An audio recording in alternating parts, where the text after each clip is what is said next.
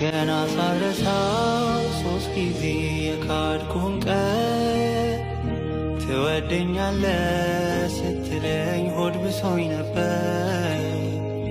ኃጢአቴን ረስተህ በሰው ፊት ሳታዋርደኝ ትወደኛለህ ስትለኝ ቃል አጥሮኝ ነበር።